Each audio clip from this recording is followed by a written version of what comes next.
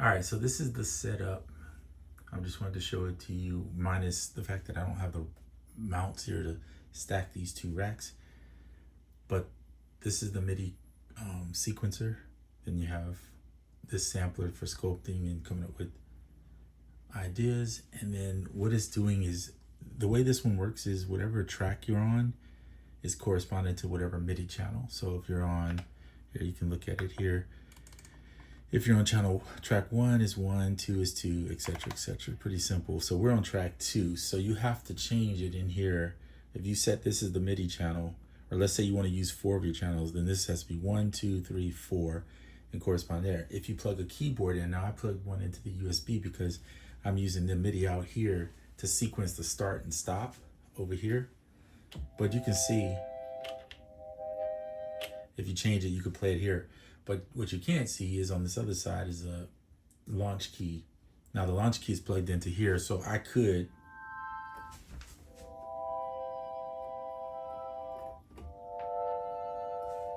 use the launch key. What it does for me is gives me more spread on, this is only basically an octave, right?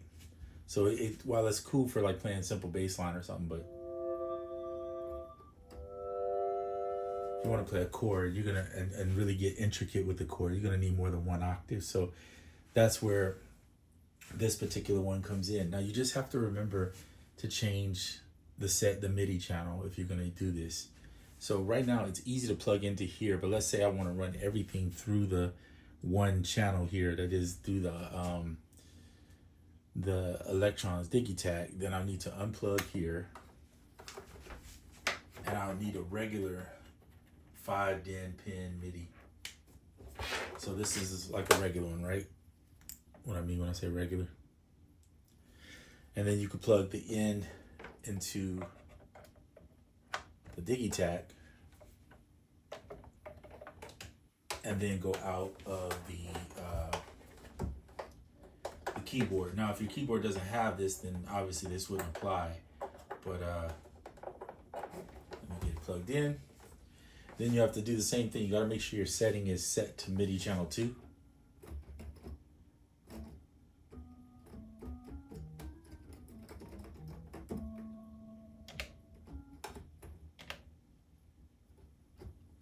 And you should be able to play.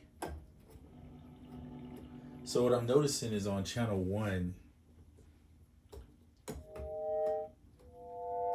okay, I take that back. So change of plans. So if you plug in the keyboard, this particular keyboard, the launch key Mark IV, it looks like channel 10 is the channel to do it. So it's very confusing, but I'm trying to like walk you through it. And I'm glad you see me a little confused with it, so you understand if you've never done this. It's going to be a little trial and error for you, right?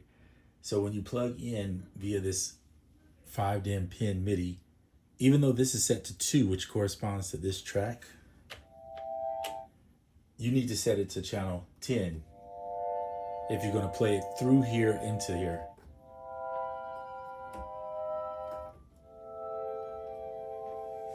So like you could do, let's see if the scale lock works. Okay, so once you set it, then let's do something different other than C major, because that's pretty easy to do. Let's do Dorian. We'll do D. We'll do D sharp Dorian. Actually, switch that to, yeah, let's do that.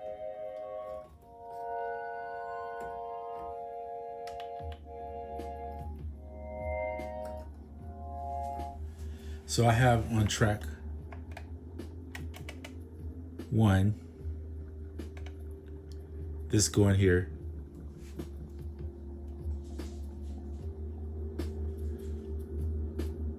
But then on track 2,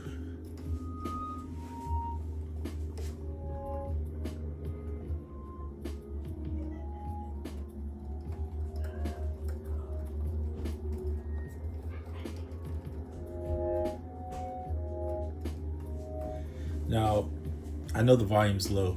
I got family and friends here, so I can't get too loud, but it's just the idea to show you that it does work.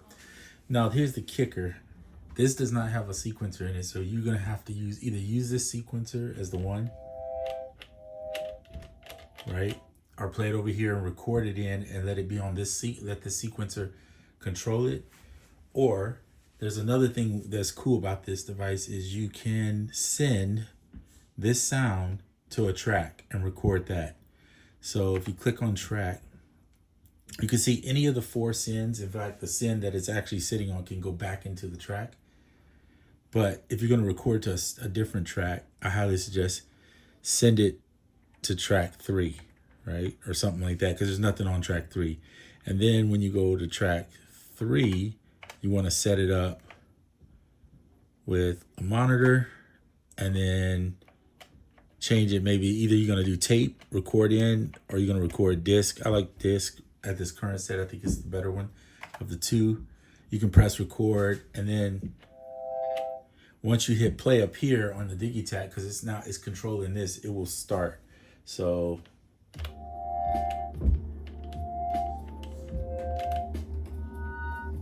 or on the keyboard, I'm using the keyboard now. This is terrible playing, by the way, just showing you. So see how it recorded that in? And by the way, that's a lot of volume, so you can adjust the send before you do that. Maybe test it just to see if you don't want to use that loud, but now it's gonna play with it. So that you can see that it works. So that's how you use the send. So that's like resampling on this thing. And then the reason why I say use the disc on here primarily, if you're gonna do this, is because you can save and trim. So if you hit control, you can press trim over here and save over here. So you can save whatever you record. Otherwise, you're gonna have to now record it back into the Digitakt or something like that. And by the way, that's an option too. Since the Digitakt doesn't have that, but it can take a recording, you could record back into the Digitakt and sample that way. It's up to you how you want to route it, or use it. But yeah, that's pretty much what it is. There's the left, right in here that you could send the outs from here to it and just have it going back and forth. There's different ways. If you don't have like a L6 or some type of recorder that can, or interface rather, that could pass all that audio for you, then you could just record it directly from here to there. So this is just showing you kind of the workflows that you have. There's so many ways to do it. It's just up to you to figure out what's going to work best for you. But I'm not keeping this. I was just, again, showing it to you that you can do it. So, and the easy way to get rid of some is to go clear, buffer, and it's done, right? It's gone. And then go back to track 2. Track 2 is where you have the instrument. So you could put that instrument, you could have 4 instruments going here. Let's say you don't want to actually use it for, you could have 4 going. Also adjust all the effects on it, which I didn't do any of that, by the way. I was just showing you really basic stuff. So in other words, if I turn the spray up, or I'm just going to adjust a few things. I'm going to adjust this, drop the cutoff back a little bit, change the pitch. Let's see, put some reverb on it, ton of that. Drop the tone back on the reverb, just a hair bit. And then now we're not monitoring on the other track. So we're going to go back here and we're on track 2, right? We're not going to do the send because we don't need to send it somewhere else. We can just keep it there. And then if you hit this again, you're back in here. And you can see now the effects are going to come through. It's not loud. Let me see if I can get the volume louder for you. The speaker. So you hear we got that cutoff filter.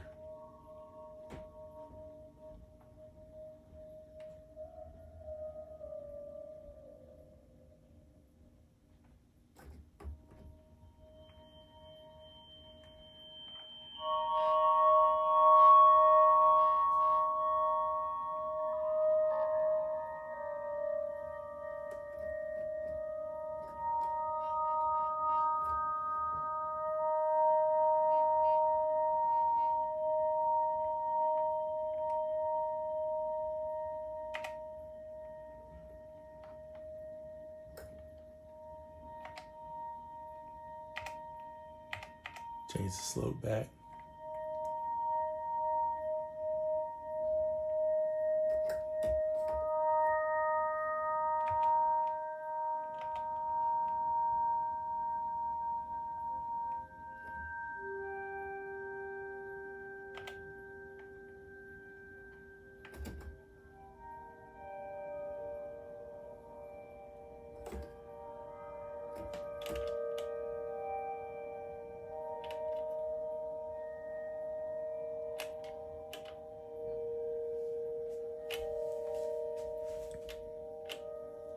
So you could do that, put a little compression on it.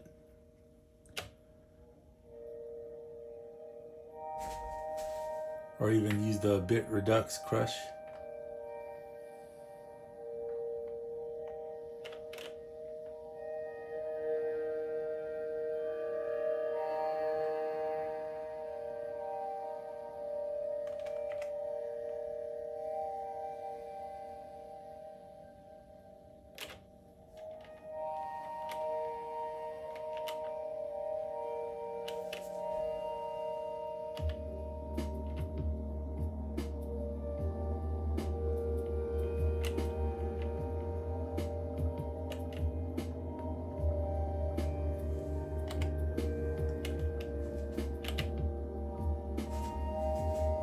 Adjust the ADSR, right?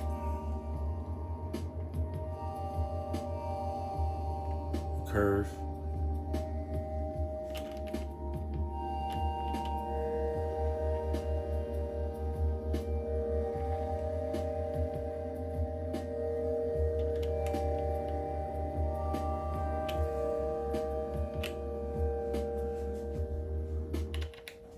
All right, so you kind of get the point of what it's doing.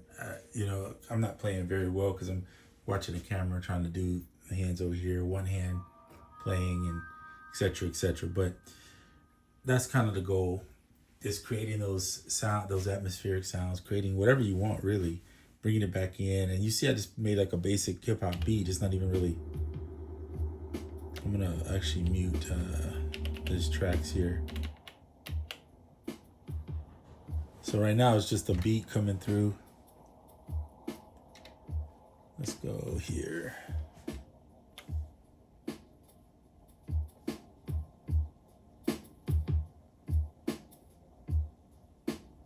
The speaker is really bad, so I apologize in advance. One day I'll invest in some. I don't use them often though. And you can turn it up over here. I don't have the.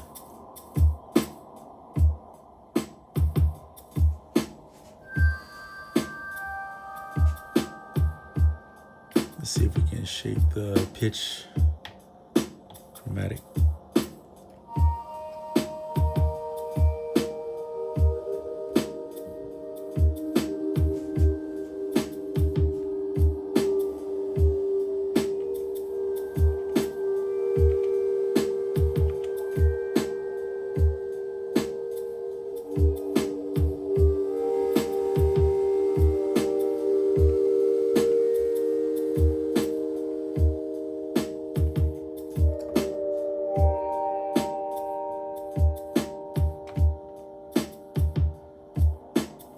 Wave is really loud. Let me see. Bring it down.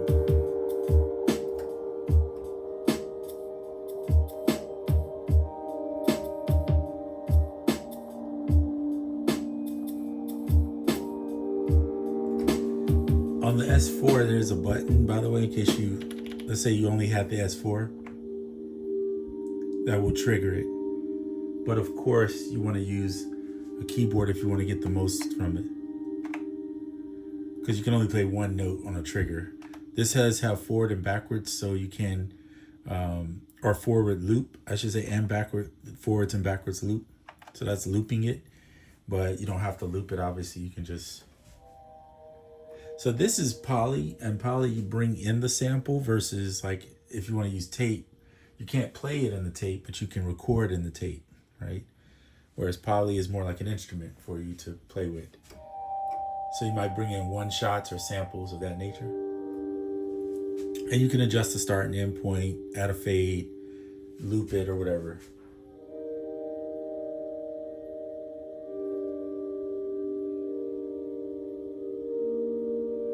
I would love to see them add like some type of sequencer to this so that when you're working alone with it, you could kind of have, even if it's just a really simple sequencer where you could do, I don't know, 8 notes total on it, but it would be cool to have something like that built into it if that's possible. But right now I'm not worried so much about it because I have the other options. But if I was just using that one, I'd kind of wish they had it.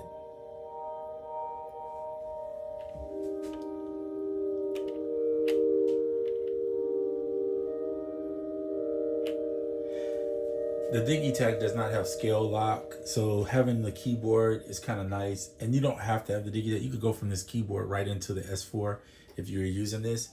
But again, you don't have, because this doesn't have a sequencer, you're gonna have to resample what you play and then use that, which is fine, right? You just, like I showed you, set up a send and send the audio over, and you got it. So just showing you some stuff with this, and I guess now I'll just finish this by getting rid of this track, because I actually didn't have any plans of keeping this track.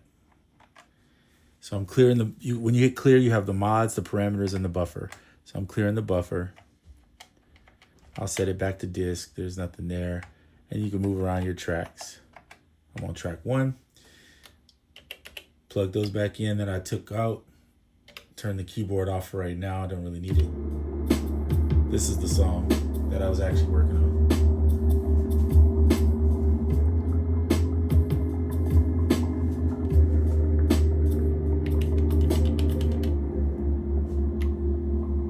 Without the drums.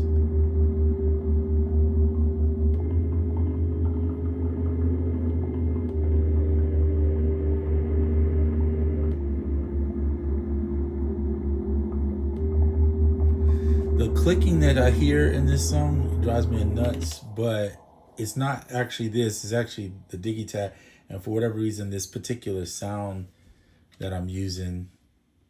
Oh, wait, I don't want the trigger on. Oh, because we're on the Midi track. Hold on, let me get on the right track that I was going to talk about. Yeah, this one. It has like this. I didn't set this up. I just, this is one I bought. So this particular one has, now I'll turn the keyboard on.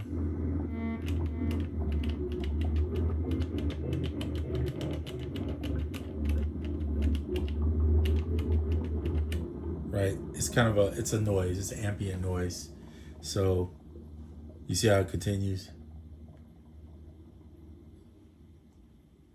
but then it eventually fades out because he has some decay on that tail end. So it could be changed, I guess, and left to where it just plays all the way through. But I wanted to be able to use different.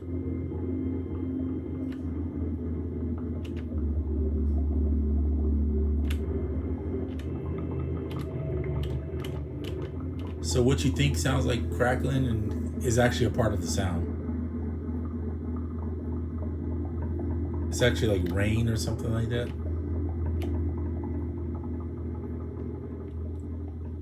Just so you can see what I'm talking about. Go down to the drive. This is it right here. Substan, I think is his name. He's on YouTube. He does some amazing stuff. Check him out. He has both these machines too, but I saw his Digitakt stuff and I thought, oh, I love that. So you see, that's the sound. So just so you know what it is. All right, and that's the recorder. We all know, or if you don't know that, now you know. Keyboard, come out of that. So yeah. And then what I did was I recorded this. So I could have sampled that back into the Digitakt. Instead, I sampled it over here because I wanted to reverse and add some effects on it and move some movement in it using the mods, right? So I did that, and now it's playing in reverse over here with all the mods that I did over here in the effects, and then playing over here at the same time. So it's going forward over here, but reverse over here with all the effects. So that's why it sounds like that. So what you could do is, if you didn't want to just leave it over here, because you want it all to be a part of here, you could record it back into here, and then you would have the loop of that going. But you wouldn't get the randomness of the mod. You see how that crazy wave, I have it set on the mod. Here we go, right there where it varies. So the variation portion you would lose coming back over here. So it's up to you how you do it. But usually what I do is I'm recording these two in at the same time on different channels to Ableton. And that's how I'm creating my songs now. Certain songs, not all songs will be that way, but certain songs will definitely be that way. And that's how I'm sending them back in. Just because I like the idea of recording something live. And then I have a spot, you can kind of see it if you look over to the right here. That's the iPad. So once this thing is stacked, the iPad will be in the up. where I can play it. And then I'll use some of the effects maybe from the iPad to record back into here or here, whichever one, and then just use those. And also I can sample from the iPad because I can plug in this thing and sample in to both these machines. So that's the plan, right? And all around little station here that's all gear related. I mean, the iPad is an exception, but I'm using it mostly for samples and effects. And then being able to record into here and then take that to the Ableton and finish my jazz or whatever I want to put over the top of my palette, I'm gonna call it, my foundation, however you want to term it. So anyway, this is a long video, a lot of talking. Just wanted to show you this. I'm gonna get out of here now and let y'all do your thing as I'm gonna go do mine. Make sure you save your projects especially on this device. This device must have an autosave of some sort because it keeps everything locked until you tell it to do another device. But once you turn this one off, everything is gone, right? If you didn't save, that is. So turn it off, and then because I don't have a switch, I added a power switch. See, it's still something power going on in there, so you have to make sure you do that. I got one on my keyboard too because they don't have power on it, and that's it. All right, so that's the end of this video. Just wanted to show you that, and I'm out.